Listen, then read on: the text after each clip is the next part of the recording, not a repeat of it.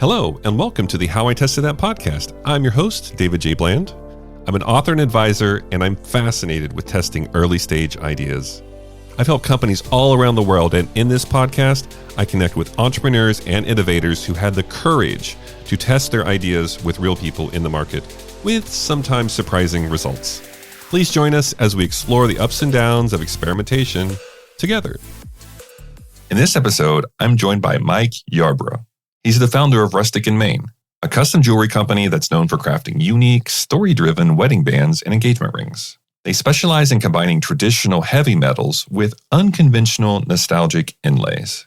Mike shares how his handmade wooden wedding band sort of accidentally started it all by generating unexpected customer demand while still working his day job. We discuss how the business grew from a garage operation into a team producing handcrafted rings with deeply personal stories. We also get into the product failure that led Mike and his team to create its durability testing process, appropriately called the Ringer, and how he uses prototypes and limited launches to test out new revenue opportunities. This is a story about following market signals, learning from what breaks, and building a company without losing the craftsmanship and meaning that made customers care in the first place. Enjoy my conversation with Mike Yarbrough. Welcome to the podcast, Mike. Hey, David. Thanks for having me on, man. This is great. I'm excited. I was researching your business before we joined this today, and I was so fascinated by your background and your story and the meaning behind why you make what you make. And before we jump in, maybe you can give people a little bit about yourself to our listeners. Yeah, sure. Let's see. How deep do I want to go? My name is Mike Yarbrough. I'm 48 years old. I'm married. We got two boys. They're grown now and through college, or at least one's through college. We live in Charlotte area and Charlotte, North Carolina. And we started a business called Rustic Main about 10 years ago, just a little over 10 years ago. Started in our garage. I'm sure we'll dive into all that kind of stuff. Before that, I was a software developer and was doing pretty well. I had a good paycheck coming in back in the good days of software dev before AI and all that, when you got paid more money, I guess. But the point is that, I had kind of a point in my life where I was like, I want to do something different, more entrepreneurial. I'd had that bent already. And so we ended up launching a ring company in April of 2016. And so I'm sure we'll dive into all that kind of stuff. But there's a whole background of entrepreneurship and tries and fits and starts and things like that goes along with that too. I love when you share the stories of, I was a software developer. Like some people, I tried software development for a while. I think for a while I was convinced I was going to be an API developer, and I was not.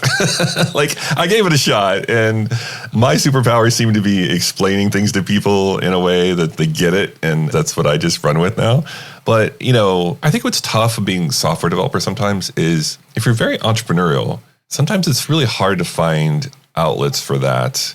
If you're, especially, we don't have to go in the background of, where you're working and everything, but if you're in a pretty established org, you're kind of like expected to do certain things and there's a time crunch and all that.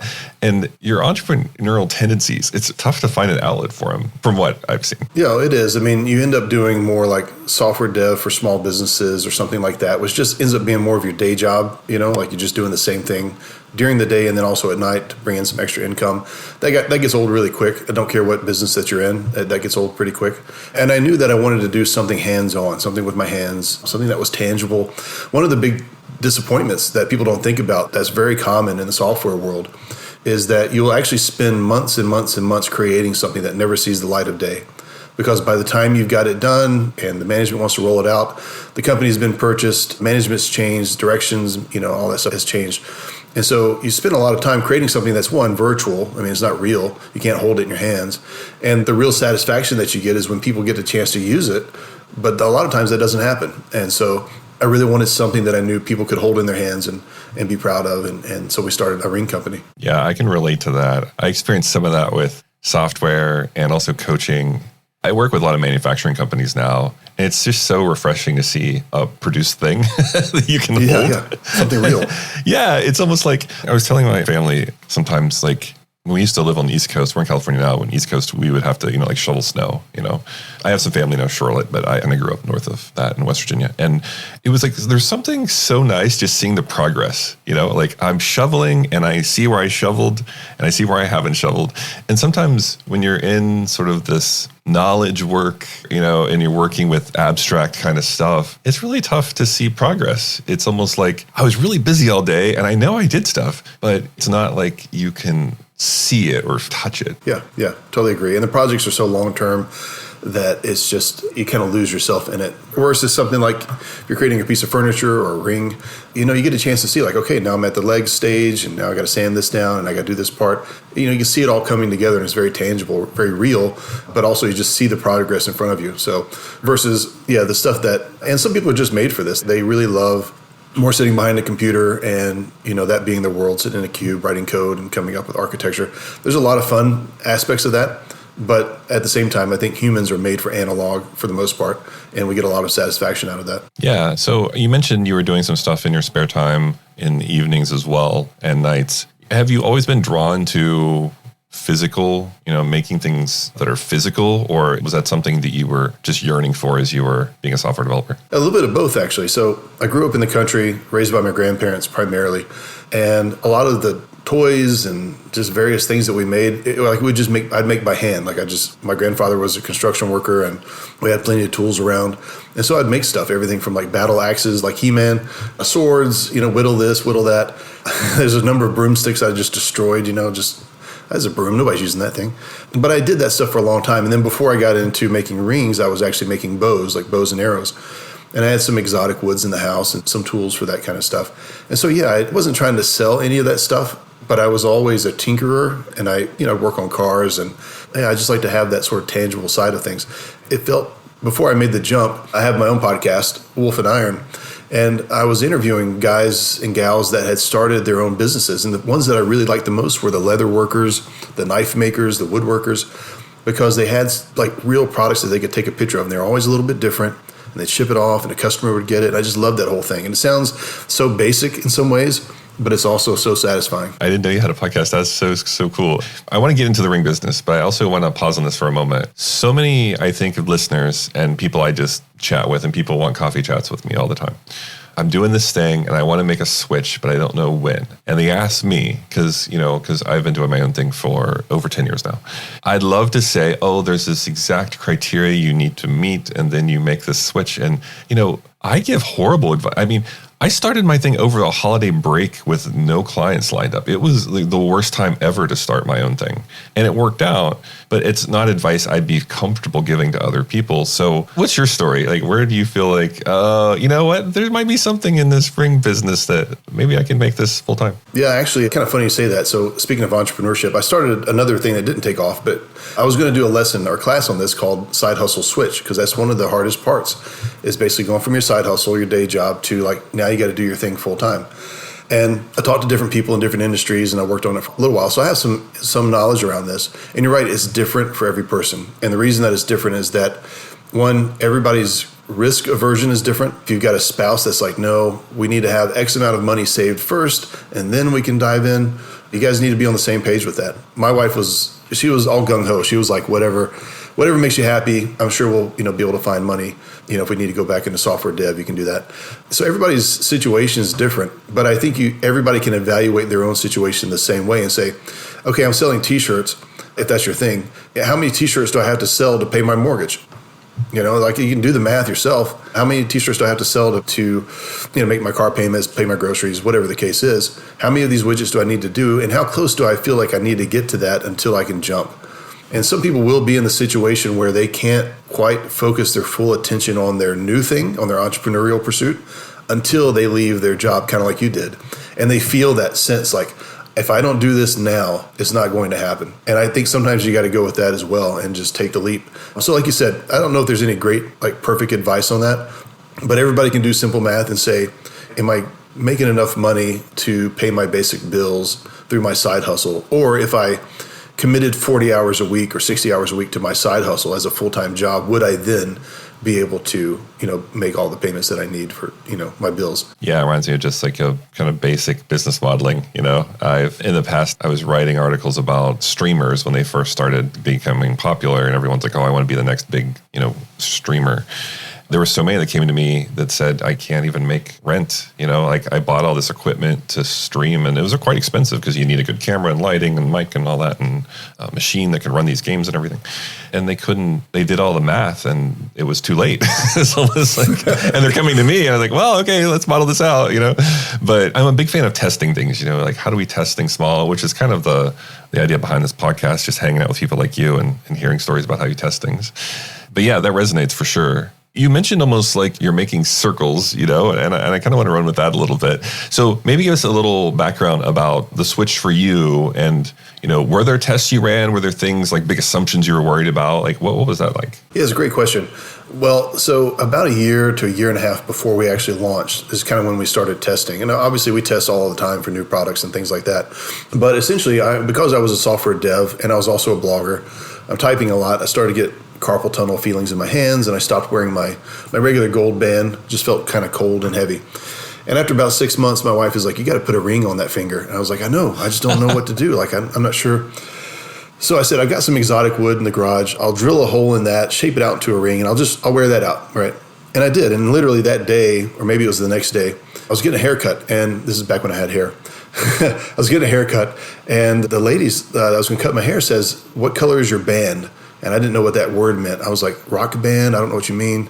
But she was talking about my ring. Anyhow, long story short, she wanted me to make one for her. And I said, I'll make one for my wife first, which I did. And then, I started to make a few of them. Well, the blog that I had for Wolf and Iron, it's all about manliness and making stuff, right? I just took a couple of pictures of the process, put it on there, and it became the number one article on my website, which is not really, the website's not about like making stuff really. It's just, various things that I think have to do with being a man. But it also became, in a very short period of time, the number one search result for how to make a wooden ring. And those are all signals. I mean, all those things, people just showing interest, people saying, what is that? Can I pay you for that? Could you make me one? And then the blog just getting so much traffic coming for people who are just interested in this. And so I don't know the exact timing, but at some point there was a moment where it clicked, like, it would be cool if guys had something that was made from wood, and especially if it was woods that like had a meaning behind them, like a cool whiskey barrel that was like their favorite brand of whiskey, wood from Grandpa's barn or something like that, right? If we can make that process work, I think people would jump all over that. And so that was, a lot of trial and testing kind of behind the scenes. And then in April of 2016, we launched. And we got a whole how the name came about and all that kind of stuff. But just that initial testing kind of looked like that. You're just looking for signals anywhere you can find them. And for us, it was pretty kind of overwhelming, the amount of response that we got that this could work. It's very interesting from, say this like push versus pull. Sometimes we're trying to push our idea out into the market, and that's really hard. And other times it feels like a pull where people are asking for a thing. That's good evidence to have people ask about it and say, can I pay you for this, and then actually being paid for it, So it's almost like there's a pull, and then it becomes almost like, can I do this? So the way we try to frame it is desirable, viable, feasible. Like desirable is like the desire from the customer. Viable is cost versus revenue. Or are they going to pay enough for these where I can make a profit on them? Because people can want your rings, you make them, and you lose money on everyone. Like that happens too. Sure. And so then it becomes can I make these? I feel as if, and maybe I'm projecting a bit here, but it feels like some of your early stage risk might have been, can I just literally make these? Like, can I make enough of these to keep the lights on? What was it like for you? Yeah, that's exactly it. It was sort of proof of concept, a lot of prototyping. And we don't drill holes in wood now. That's not how we do the process. And we've actually phased out wood rings for the most part in favor of some other styles. But early on, it was basically like, okay, can I just do this? And how long does it take? And can I use woods? Because a lot of people were doing something like this, but with veneers, which are just generic pieces of wood. And I said, can I really do this with pieces of wood that people send me, or that I find that have a cool story behind them? And so a lot of it was just prototyping, can I do that? And I wasn't selling these. I'm just making them for friends and that kind of stuff, coming up with designs and ideas. And really, that gave me time to think about how would the branding work? What do I want this company to be if it does become a thing? We don't call it Mike's Ring Shop, because I didn't want it to be just about me and me making rings all the time. That time allowed me to think about what it was that I wanted to do with it, and just to see if it would, kind of proof of concept, if it would work out. The materials I already knew from the beginning. The materials were going to be inexpensive, but it's just the amount of time and the labor. And then one of the things that came about, I guess maybe like it was really after we launched that this clicked for me, Like, we're in the wedding industry, and there's already a ticking clock for the guy who needs his ring. So there's a lot of built-in incentives for, like, one, selling something that might be at a higher price point. Also, that you don't have to generate like scarcity, like this is a one of a kind. It's like, no, they already know they need a ring. You just have to let them know yours is cool, and if it matches, great. So there was just a lot of benefits like that came about. But those are realizations that really happened kind of as we got going. It's like, wait, we're in the wedding business. Because for me, I'm a guy, I'm thinking like, it's a wedding ring, but it's made out of wood, and it's woodworking maybe. I don't know what the business I thought it was. I was thinking more about the product than it was, the industry itself. That's pretty common. It's almost like you don't get to decide what market you're in. So I wrote this book called Testing Business Ideas, which is why I started this podcast, because I was like, I want to talk to cool people that I interviewed for the book, and then also other people that weren't in the book. It's always trending near the top on market research on Amazon. And it's not necessarily the category I would have put it in. Like, I would put it more in entrepreneurship or business strategy or something like that. But that's where the pull's from. It's people wanting to do market tests, because I feel as if people can build almost anything. Like, even with your rings, you probably would have figured it out, how to do it really efficiently. That doesn't seem to be where a lot of the risk is when I talk to entrepreneurs and even big companies anymore. It seems to be, do we know if the people are actually going to want this, and are they going to pay enough for it? It feels like it's changed. You can build almost anything now, and now it becomes a question of, do they actually want this, and will they get like this reward from buying it, and there's something it does for them, and then will they pay enough? It feels like that's where a lot of the risk is now. And finding the audience. I mean, like, you might build a piece of furniture and you go, okay, this is great. You put it out there on whatever the marketplace is, and you can't sell it for the price that you need to sell it for. But all of a sudden, people who have like horses or something, for whatever reason, that's their thing. They love that piece of furniture. It fits with their style. I'm just making something up here. But there's a niche audience that loves it. You can't really know that. And a lot of times we can't always know that ahead of time. A lot of times it takes being in business and just staying in it long enough for the data to come in to go, oh, actually, I thought this product was for this audience, but it's actually for this other audience, And of course, staying in business is hard. If your product doesn't take off pretty quickly, you're spending a lot of money, and most of the time that's your money, and that's not easy to do. Sometimes, business owners pivot to something else when maybe they would have found success in something that if they just stayed in a little bit longer. I agree. I'm glad you brought up the term pivot, because I feel as if the way we use that is almost like, we were doing something that wasn't working, and then we pivoted into something that worked. And in the moment, that is usually not that obvious. And then it's usually only obvious in hindsight. And also, I don't think we talk about the other side of that, where you're in a business that can work and then you pivot out of it because either you ran out of runway, or you were impatient, or, there's all kinds of reasons why you could do that. But I mean, I can point to a lot of products over the years that I thoroughly enjoyed early on, and then they just shifted away from me. And I don't know if they did it intentionally or unintentionally, but I think we don't talk enough about that, where you might be in the right spot, but then you leave that area. So I don't think pivot's always a good thing, I guess is what I'm trying to say. No, it's not always. I mean, that's the hard decision of an entrepreneur. You just got to make it of, do I stay and continue to invest in this? Is there something else that's more of a sure thing? Can I test both at the same time? It's hard. So coming back to your story, you kind of made this for yourself. I mean, from the sounds of it, you're suffering from carpal tunnel, which, I mean, anybody that's worked on computers long enough could probably relate to. You make this ring, it starts getting attention, people start asking about it. It almost reminds me, I think back to like when Tom's shoes got started, they would wear like different mismatched shoes so people would pay attention. I don't know if you were that intentional about it, it just seemed like something you were wearing and you were proud of. Yeah, it just happened, yeah. And then you start making for friends and family. At what point did you realize, okay, hey, maybe there's something beyond wood here, or there's a story to this, or maybe walk us through how, I imagine it's kind of like a winding path. So try to explain how that happened. Well, I mean, it took off unusually fast for us. This is not common for a lot of businesses, so don't compare what you got. If you're listening to this, don't assume that it's supposed to work like this every time. I've had other businesses that have failed that didn't take off like this. I think this was just the right timing. We're very fortunate. But essentially what happened was we launched in 2016. We sold one ring that month, I think, on Etsy. We had maybe 3 rings or 4 ring designs at the time. But by November of that year, 2016, I'm out we're doing a Thanksgiving thing at somebody's house. and my phone is just going cha-ching, cha-ching. And I'm getting these orders. This is the Shopify app. And I'm getting so many orders, like I don't know if I can make all these rings because I got to do this like in the morning and at night. And, I still have a day job and I don't even really have the process 100% down yet. But I go back home, Christmas comes around, we hire somebody to come and help out. So we're still in the garage, and I would basically tell the guy, hey, look, this is how I make a ring, give it a shot. And I'd come back and maybe he's made one, maybe it didn't work, we kind of figure things out together. But I'm sitting at work and that same thing starts to happen. I'm seeing orders come in and I'm going, I just made more money selling these things on the side than I did, at my job, which is great when you're double dipping like that because you got money coming in from both places, but I was looking to jump anyhow. It was unusually fast acceleration for a business to take off like that, especially with one kind of niche product. So I quit my job in 2017, June of 2017, so just about a year and a couple of months after launch. And by the end of that year, I think we had like 9 people working out of our house. So it was just like super fast. Everybody was jumping in. My wife had already jumped way in, and we had a lot of friends working in the garage, helping out and making stuff. And it was pretty cool. It was a fun time, but it was just crazy hectic. We sometimes forget that people were actually like making rings in the garage, and we had already settled down for the night. We're like watching TV, and then they'd come in and be like, "Hey, check out this cool ring I made." I'd be like, "Whoa!" I'm like in my PJs or something, right? But we had that kind of fun startup story, which was great, our garage days. But it was a fast acceleration, so unusual.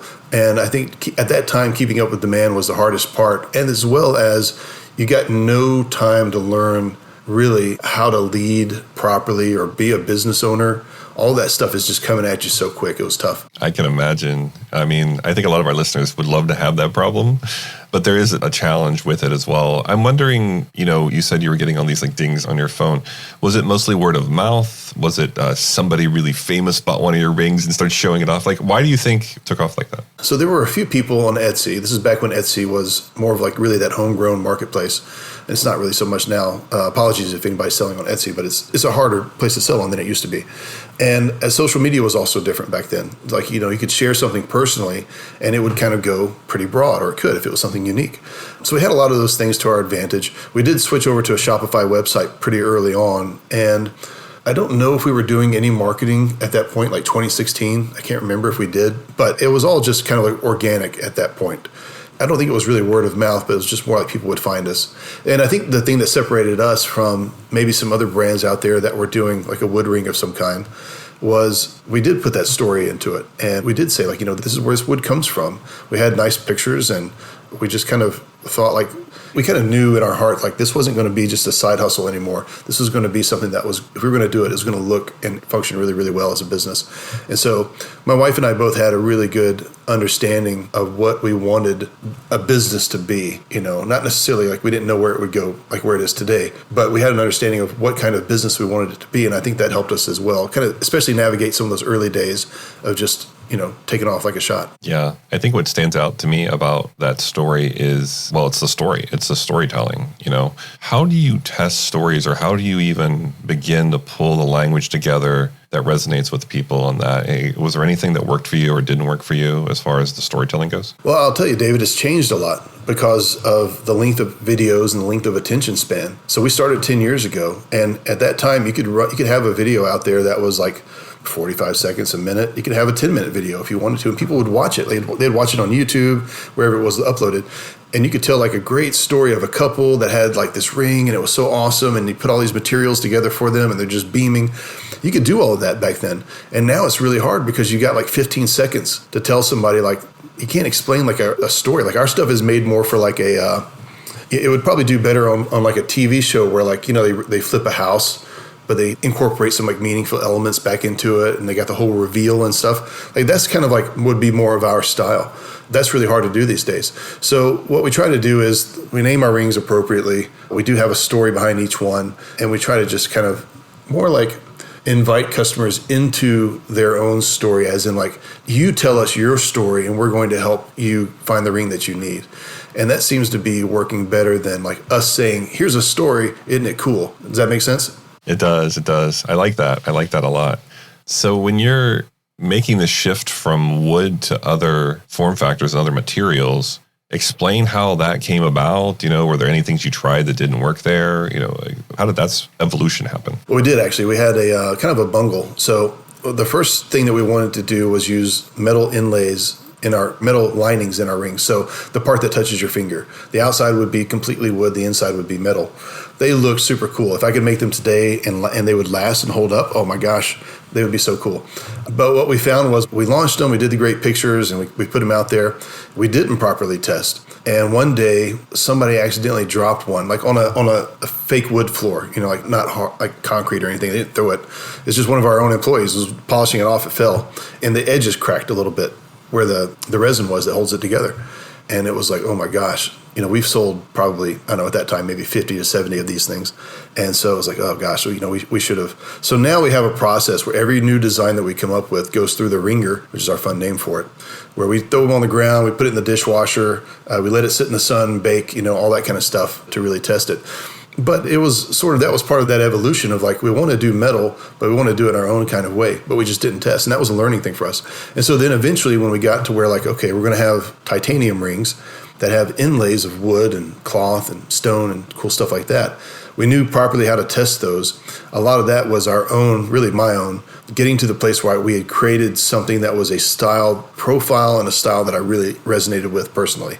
And it didn't look like machine made, cookie cutter, because everything we do is handmade. So there's a lot of learning steps, a lot of learning processes along the way, and kind of just admitting like, oh, we messed up with that one. You're going to get a free replacement ring, that kind of stuff, Yeah, that's good on you. I think so much of our learning come from little things like that happening where it's like, oh no, we should have thought of that. With the materials though, what was drawing you to the other materials? Were there some that you thought would work and were too expensive? How'd that process work out? Yeah, so we started with wood rings, and these are primarily going to guys, and guys are rough on their hands. And, even though they're made for daily wear, guys would go like rock climbing with them or go work in their yard and lay bricks, and you're like, dude, you can't do that. So we kind of realized we needed a more durable option. That was just obvious. But we wanted something that could still tell that story and also allow customers to send in their own materials and things like that. So the first option was we want to go with titanium because it's got a cool look to it. Kind of reminds us of those old, if you remember like pictures of like the 1940s airplanes that are like silver. They're just all like aluminum, I guess, but they're just shiny and awesome.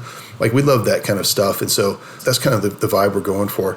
And so we wanted to do that, but the expensive material was gold. And gold's great. We work with it all the time now. But at the time, going from something that was an inexpensive material like titanium or wood, and now something where you're going to buy a gold, a piece of gold for a customer that's a certain size. And if you mess it up, you're going to have to eat that. It's several $100s, maybe even $1,000 or more. That was the scary part. Thankfully, we've got great customers, and for the most part, they're serious about getting their sizes right. We help them through all that, and so it was actually an easier transition than we expected. But we also had learned to slow down and test things out, and only do it if a customer asks. Instead of just launching with like a whole line of 20 new gold rings, it was like when a customer asks if we can do it, we say yes. And then, we'll kind of take it like that. And I should have known all this, and I did a little bit from my software days, what we would call an MVP, minimum viable product, right? You don't roll out the whole product, it would take a year and a half to develop it. You develop a small piece, and you say, give me some feedback. What do you think on this, right? So we do a lot more MVP approaches now than we used to. Yeah, I definitely use that term a lot. Although I use it a little less now because people just argue over what it means. So I try to get more to the test part of it, Yeah. It's such an interesting term. I was writing about it the other day, and people were arguing about Eric Ries's definition of it, and then going back to Frank Robinson's original definition. And I was like, the way I view things, it's like, how do we reduce risk? How do we prevent scaling things that don't work and then finding out later that we wasted time and money on it? And I think as long as you keep that top of mind, it's less about exactly what we call things. It's more about, it's kind of like your statement about launching all those types of rings. Like that would have been really easy to do. I'm sure in your head, you had all these different designs that would have sounded great, but then that's quite expensive and you don't know which ones are going to resonate and which ones aren't. And it feels like so much of your success has been just listening to customers and listening to what they want and also how they use it, and in real life, testing it in real life. So I like the idea of the like MVPs for rings, and also this idea of with manufacturing, maybe it's different for you because you're doing these by hand, but a lot of my manufacturing clients, they're like 3D printing stuff, in a few hours that would have cost hundreds of thousands of dollars to do before then. So I feel like you can take stuff you learn from software and apply to hardware. It's not a super straight line to that application, but I'm sure there's a lot of stuff you learned as a software developer that you felt is like, you mentioned I could do that. Yeah. Lean, right? We use a lot of lean processes for things. So we have a lot of pull processes inside internally. We try not to do push anything really. So I don't want to push work on anybody. We only want to do pull work. So put it into a queue, let somebody else get it. It's their responsibility to determine the priority to get their job done. So that's the kind of stuff that we learn from software and all of it, our website and everything else. We got a lot of internal tools that we use as well that still, I manage and wrote. So a lot of that crosses over, but even just the culture too. Like one of the things that I think people are surprised by when they come and see us, we'll do tours and stuff like that, is that it's just a cool spot. And it's like, well, I came from the software world where everything was cool. Like I didn't come from a woodworking shop where it was gross and dirty and, or something like that. So I wanted to bring in, and my wife has been huge on this too, because she does all of our design and makes everything look so nice and aesthetic inside. But it's like we want a place where people like want to show up to work because it feels like a neat place to be, not just like it's a manufacturer place, So we take a lot of that stuff to heart. And yeah, like both of our experiences have played a big role into what the company is today. That's great. It's kind of interesting to me if you go back through history, and a lot of the lean stuff came out of like Toyota Production Systems and all that. And then we took a lot of these concepts into software. And now we have a situation where we're learning this in software and then applying it to hardware again. I just think that's super cool. Yeah. So you're taking this testing kind of lean mindset with your business. You've evolved it to where it is today. So, 10 years. 10 years is not an accident. What are some things that you're testing now, or some things that maybe recently you've tested that have worked out really well or haven't worked? Just give us, what's a today or near term look like for you? Yeah, right now we've actually got something really cool that we've had on our mind for probably 5 years maybe. It's called, they're signet rings. So a lot of people don't know what a signet ring is. You would see it a lot on like Peaky Blinders type of stuff. They're making a big comeback, but it's like a pinky ring that you would wear, or you could wear it on really any finger. But we want to be able to do them cool styles, but also be able to put our special inlays in there and people tell their story with it, right? And so we're testing that now. So internally, we're going through, like you just mentioned, a lot of 3D printing. Okay, here's the model. We've catted it out. Let's 3D print it. It needs to change a little bit, make it thicker here, change that, right? So we're going through a lot of those things. And then we've got a separate team internally that's going through like the process of like, okay, how do we actually make these things? Like, okay, we've casted this in brass. Let's just put some inlays in there and see what that process needs to look like, right? So I think back in the day, I probably either would have tested everything myself and tried to explain it to somebody, or I would have just kind of thrown it over the wall and been like, hey, signet rings, we just launched them, figure it out. Thankfully, I've grown. I'm not like that anymore. So we're taking it slow. And we're like, look, we're not going to launch 20. We're going to launch like 5 designs, maybe 8. If we get carried away. But we're going to just put it out there and see how it works. We know enough about it now to know how to do it at sort of a low cost. We're not going to spend $20,000, in this to see if they take off. It's one of those things that there's a little bit of risk, as in like we're spending a lot of time internally creating this. The risk is, does anybody really want this? And do people even know what they are still? Like we see them growing, but we're in the kind of that fashion world. Is it going to take off? How long is it going to take? So all those questions are still there, but it's kind of like back in the old days. You don't really know unless you put it out there and try. And for so many of us entrepreneurs, just seeing something come to life is so fun.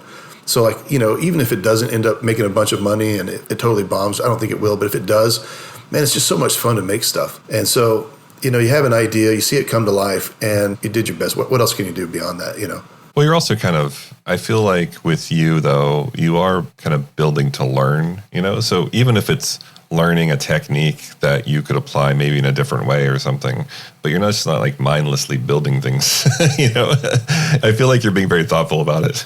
Yeah, we are. We recognize that this could easily translate to pendants or cufflinks or tie bars and all kinds of things, that we don't currently do, but would be really cool to have, to be able to give you there as an anniversary gift or a matching thing, So we definitely see the value in it long term. That's very cool. Yeah, we've had some other guests on in the past that we had David Sowers, who's like the luxury porta potty guy, and he was talking about how like they started with wood and that didn't work because of obvious reasons. Yeah. And then they had to go to RV and boat material, and then they realized, okay, there's a wedding play here, but maybe we could also put this at festivals, and we could also do disaster relief. He was a super cool interview, but I don't think it's unique. If you're open to possibilities, I think sometimes as entrepreneurs, you can also be so married to idea of a solution that maybe you ignore some of the signals that say maybe we need to change that, or maybe go in a different direction. So I like that you've kind of iterated your way through this over the years. If you're thinking about what's next, what are big assumptions you still want to test beyond even the signets? Is there anything out there that you feel excited about that it's like maybe over the next year or two I could test this? I mean, right now we're kind of testing a retail store. So we've had a retail store open for almost 2 years, and we're kind of on our second year of really having it in place and getting some customers coming in. And once again, that's a whole experience. Like, it's not, you don't feel like you're going to a jewelry store. It's actually, for people who are familiar with country music or just up on popular culture, Luke Combs, the country singer, is his childhood home, and we flipped it. And my wife really flipped it, and it's an incredible experience. So we thought, one of the things that my wife actually grew up in the jewelry company, or in the jewelry business, like more traditional stuff, right? Where you come in and it's just sparkly everything. And we was like, we don't like that. We want to come into a place that's just feels warm and welcome and inviting. And so we have ideas of like opening up retail stores all over the country, but they would have sort of a little bit of character from that place that's, Nashville or Austin or wherever we happen to go, right? But we're testing that now. What does it take to actually run a retail store? How long does it take to get the word out? When does it actually start making money? What do customers actually want to see when they come in there for? All those things is a test, and we're collecting data on all that. It's kind of interesting because on the one hand, our business took off super fast. So now when things don't happen as quickly, we're kind of like, oh, is this right? Are we doing things right? But we have to keep reminding ourselves, this is we're now actually in the practical world of business ownership, and certain things just take time, and it's fine. As long as we see it moving in the right direction, we're good with it. Yeah, I think coincidentally, I actually keynoted at Luke Combs Bar in Nashville. Oh, yeah? That's funny. I am not up to date on country music, but it was a pretty cool bar. I have to say, one of the better green rooms I've ever been in as far as hanging out and amenities and everything. So that was just a fun connection I just wanted to bring up. But I think from just listening to you speak, storytelling is such at the core of what you do that it should be top of mind in your retail experience. And I think retail is almost like an inflection point. And I was talking about this with a couple previous guests that we just did interviews with. The traditional jewelry buying experience, not super fun. You go in and everything's like behind this bulletproof glass, and it's like, oh, should I even be in this store? And it's almost like if you go into other stores, especially like the big box stores, if you're doing other kinds of shopping, and we've had other guests talk about this, it's very transactional, it's very soulless, it's very dry. And I think retail is at this really interesting point where we as humans are drawn to stories. As much as we say we don't have like hunter-gatherer instincts, like they're still there. And so I think you have this interesting opportunity to bring your story to the retail experience and test that out in a way where it could be a place where people feel actually wanted and invited into, and it just really would mesh well with your product. And I'm sure you're thinking about all of this, but I just wanted to give you that feedback because I feel as if storytelling is so important that should be top of mind in the retail experience as well. Yeah, 100%. And that's one of the reasons why, we're testing it out now. And some of the things will definitely carry over to the next store, but the next store will also have its own personality because it'll be in a different location, different part of town probably first, but a different city, with a different story and culture. So, we want to be able to do that, but also give people that like it's Rustic Main, like they know it when they come there. This is like anti all of the advice that you would get from anybody who says set up a retail store. Because if we got bought out, they would come in and say, what's your flagship look like? Okay, this is the best-selling store. Make every store look exactly the same so customers have the exact same experience no matter where they go. And I get it. We've all kind of grown up in that world. We've all had that retail experience, and we're done with it. But what we really want is something that feels unique and personal. I'll kind of give you a quick example. Like one of the places that we go eat, I don't know, whenever we're traveling, we typically, if they have one, we'll stop. It's like Bar Taco.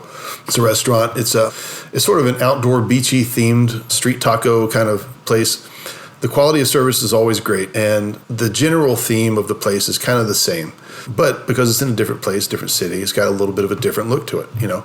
Now, we'll branch ours out far more than, like, our stores will be a lot different than theirs in terms of store to store. But at the same time, you want to know, like, when I go into some place, it's the same kind of place, but it's also different. And the quality is going to be top notch, and you know the customer service is going to be top notch. So that's what we're going for. But it takes time to get those things right. It does. And you know, retail is, again, I think it's at this inflection point where I think you have the unique opportunity to provide a different experience, but at the same time, you don't want to make the same mistakes that the other people did. So we don't want to just go branch out, like, you know, create an IPO and then just start setting up like 14 retail stores and they all bomb, you know, like we're not about that. Yeah. I've certainly seen enough of that in Silicon Valley, but I think you're just interesting spot. So yeah, I mean, I just want to thank you for sharing so much with us. We go way back to, I actually didn't know you were a software developer, so I learned that. And we speak a lot. I'm sure we could have created another podcast episode of just us talking about software testing and terminology and everything. It sounds like we speak the same language just from what you've mentioned to me today. But going into your ring business, how it became a side hustle, how it became a main thing, how you switched out from different materials and everything, and going into retail now, which is super exciting.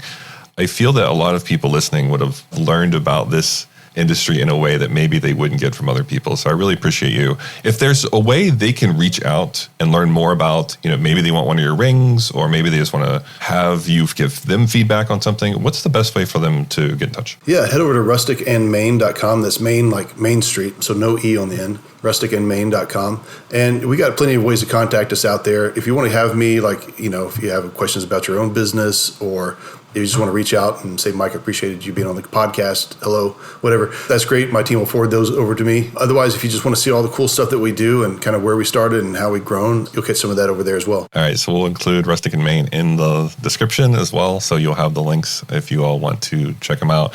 I want to thank you so much. It was such a great story, and I feel like I learned so much about how a ring business could even begin to operate. I learned quite a bit from you. I just want to appreciate you for hanging out with us today. Thanks, David. Great conversation, man. Thank you for listening to another episode of How I Tested That, where we share stories about experimentation, tips, and tricks. If you learned something new, please recommend us to a friend or colleague. And remember, keep testing your ideas.